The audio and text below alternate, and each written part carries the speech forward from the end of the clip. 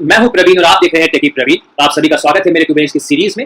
और बेसिकली आज हम इस वीडियो में बात करने वाले हैं what is स्टेटफुल and status application के बारे में कि स्टेटस एप्लीकेशन और स्टेटफुल एप्लीकेशन क्या होती है, हम उसे क्यों यूज करते हैं और उनके बीच का डिफरेंस क्या है। तो आइए स्टार्ट करते हैं। बेसिकली वीडियो स्टार्ट करने से पहले मैं आप सभी से रिक्वेस्ट करूंगा कि अगर आपने मेरे चैनल को सब्सक्राइब नहीं किया तो प्लीज आप मेरे चैनल को लाइक करें, सब्सक्राइब करें और इसे शेयर भी कर सकते हैं, क्योंकि बेसिकली आपकी जो लाइक है, जो आपके सब्सक्रिप्शन है, इससे मुझे मालूम पड़ता है कि आपको मेरी वीडियो जो है वो कैसी लग रही है, कैसी नहीं लग रही है। और अगर आपके मन में कोई भी फीडबैक है या कोई भी सजेशन आप देना चाहते हैं तो प्लीज मुझे कमेंट सेक्शन में बताएं, क्योंकि आपके जो फीडबैक हैं, जो आपके सजेशंस हैं, मैं डेफिनेटली उसके ऊपर काम करूंगा। और मेरी कोशिश हमेशा ही रहती है कि मैं आपको अच्छे से अच्छा टॉपिक और अच्छी से अच्छी इन्फॉर्मेशन आपके लिए वीडियो के माध्यम से आपको मैं दे सकूं। तो प्लीज मेरे चैनल को आप लाइक करें, सब्सक्राइब करें और बेल आइकन पर क्लिक करें ताकि आपको नोटिफिकेशन भी आपको वीडियोस की मिलती रहे। करेक्ट। तो ये स्टार्ट करते हैं। सबसे पहले what is स्टेटफुल and status application.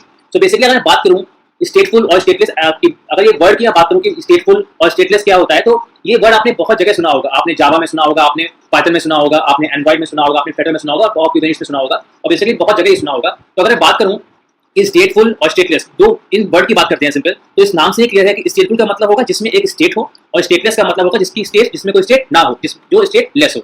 तो आइए यहाँ पे कुबरनेटिस में देखते हैं कि स्टेटफुल एप्लीकेशंस और स्टेटलेस एप्लीकेशंस क्या होती हैं।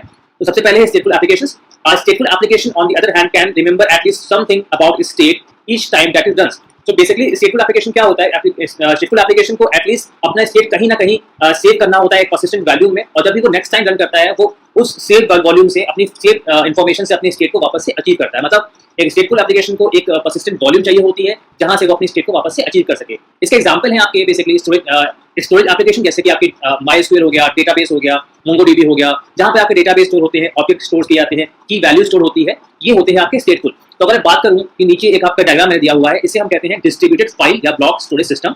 तो देख रहे होंगे आपकी पहला जो है उसमें लिखा है एप्लीकेशन 1 और पॉड 1, सेकंड है ऐप 1 और पॉड 2 और ऐप 2 पॉड 1। तो बेसिकली इसमें ये दिखाने की कोशिश की गई है, मान लीजिए आपके पास एक पॉड 1 है और उस पर आप ऐप 1 रन कर रहे हैं, राइट। अगर मान लीजिए आपको उस पॉड 1 को रिमूव करना हो तो आपको क्या करना होगा, उस पॉड 1 के डेटा को कहीं ना कहीं स्टोर करना होगा, राइट। अगर आपने डायरेक्टली उसको रिमूव कर दिया तो आपका वो स्टेटफुल एप्लीकेशन नहीं होगा, क्योंकि आपके पास उसकी स्टेट रह नहीं गई, आपने स्टेट ही रिमूव कर दी तो आपका कंटेनर वहां पे काम नहीं करेगा। तो बेसिकली आपको उसकी इन्फॉर्मेशन को एक दूसरे पॉड में सेव करना होगा, तब जाके आप पॉड 1 को रिमूव कर पाएंगे। करेक्ट। एक बार फिर से देखते हैं। आपने ऐप 1 और पॉड 1, ऐप 1 को पॉड 1 पे आपने रन किया, आपने पॉड 1 के डेटा को पॉड 2 में सेव कर दिया और तब आप पॉड 1 को रिमूव कर रहे हैं, क्योंकि आपको उसका स्टेट कहीं ना कहीं सेव करना होगा, उसका इन्फॉर्मेशन कहीं ना कहीं आपको सेव करनी होगी, ताकि जब आप नेक्स्ट टाइम रन करें तो उसकी वो स्टेट वहां से पिक कर सके। सेम है नेक्स्ट में app 2 pod 1, app 2 pod 2, same कि आपको कहीं ना कहीं उसके डेटा को सेव करना होगा। अगर आप पॉड डिलीट कर रहे हैं तो आपको उस पॉड के डेटा को किसी दूसरे पॉड में सेव करना होगा, ताकि आप नेक्स्ट टाइम उस पॉड 2 से इन्फॉर्मेशन को गेन करके अपना स्टेट आप वापस से रिटेन कर सके और अपनी स्टेट को अचीव कर सके। ठीक है। तो ये होता है आपका स्टेटफुल एप्लीकेशन, जिसको एक पर्सिस्टेंट वॉल्यूम की जरूरत होती है अपने स्टेट को सेव करने के लिए और वहां से उसको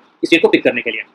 अब बात करते हैं what is stated application. Stateless application क्या होती है? तो stateless application is the one that neither reads nor stores information about state from one time that is done to the next. तो स्टेटेड एप्लीकेशन को ना ही डेटा के storage की जरूरत होती है और ना ही वो जब नेक्स्ट टाइम चलता है तो उसे कहीं से भी इंफॉर्मेशन को रीड करने की जरूरत होती है। अब तो स्टेटलेस एप्लीकेशन काम किस तरह करता है?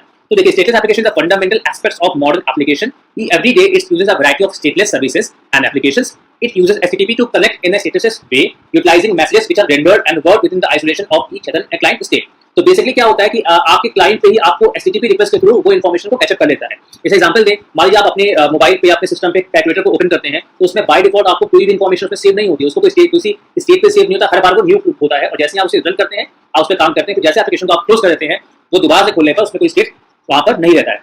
सबसे अच्छा एग्जांपल इसका फेसबुक है। Facebook continuously uses a stateless service. When the server requests a list of recent messages using the Facebook API, it issues a GET request with token and data. The response is independent of any server state and everything is stored on the client machine in the form of cache. तो basically जब आप Facebook use करते हैं तो Facebook क्या है, एक stateless application है, जहां पर वो Facebook की API को गेट कॉल के थ्रू, उसके टोकन और डेटा के थ्रू वो उसको अचीव करता है। और ये इन्फॉर्मेशन कहाँ होती है? वो किसी सर्वर पे सेव नहीं होती, बल्कि क्लाइंट के मशीन पर कैशे के रूप में सेव होती है। आपका जो, अगर बात करूं, आपकी जो ब्राउजर है उसमें जो कुकीज होता है वो भी यही काम करता है। बेसिकली आपके डेटा को वो टेम्परेरी स्टोर करता है और वहां से वो इन्फॉर्मेशन को पिक करता है, राइट। वो किसी सर्वर पे आपके डेटा को सेव नहीं कर रहा। अगर आप अपने कैशे को रिमूव कर देंगे तो आपने जहां भी लॉगिन किया होगा वो इन्फॉर्मेशन वहां से आपके ब्राउजर से गायब हो जाती है, राइट। तो ये होता है आपका एक स्टेटलेस एप्लीकेशन, जो कि बेसिकली एपीआई को गेट रिक्वेस्ट के थ्रू, टोकन और डेटा के थ्रू वो यूज करता है, करेक्ट। अब हम बात करते हैं इन दोनों के बीच की डिफरेंस की। तो स्टेटलेस एप्लीकेशन क्या होता है? Need persistent volume. स्टेटलेस को किसी भी पर्सिस्टेंट वॉल्यूम की जरूरत नहीं पड़ती है। स्टेटफुल एप्लीकेशन को अपने रिकॉर्ड को कहीं पर सेव करना होता है, ताकि वो नेक्स्ट टाइम जब चले तो उसे पिक कर सके। स्टेटस को कोई जरूरत नहीं होती अपने रिकॉर्ड की। Request need data to get a state, कहीं ना कहीं से डेटा चाहिए होता है अपने स्टेट को अचीव करने के लिए।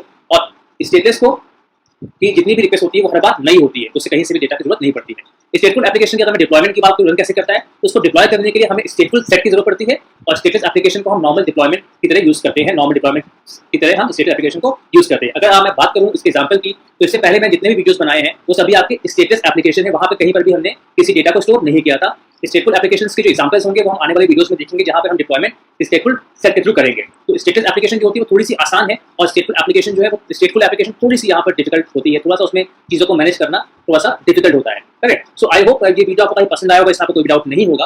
अगर फिर भी आपको कोई डाउट होता है तो प्लीज आप मुझे कमेंट सेक्शन में बताएं, मुझे बेहद खुशी होगी आपकी हेल्प करने में। अगर ये वीडियो आपको पसंद आए तो प्लीज आप मेरे चैनल को लाइक करें, सब्सक्राइब करें और शेयर भी कर सकते हैं। और डिस्क्रिप्शन में मैंने यहाँ पे अपने टेलीग्राम चैनल का लिंक दे रखा है, जिसमें डॉक्टर से संबंधित, क्यूबेट से संबंधित बहुत से लोग हैं जो अगर आपके मन में कोई प्रॉब्लम आ रही है या आप कुछ डिस्कस करना चाहते हैं तो उस ग्रुप को आप ज्वाइन करें। वहाँ पे लोग हैं जिनसे आप बात कर सकते हैं और आप इंटरेक्शन करके अपनी लर्निंग को और भी डीप में जा सकते हैं और अपनी प्रॉब्लम को सॉल्व कर सकते हैं। Till then, thank you.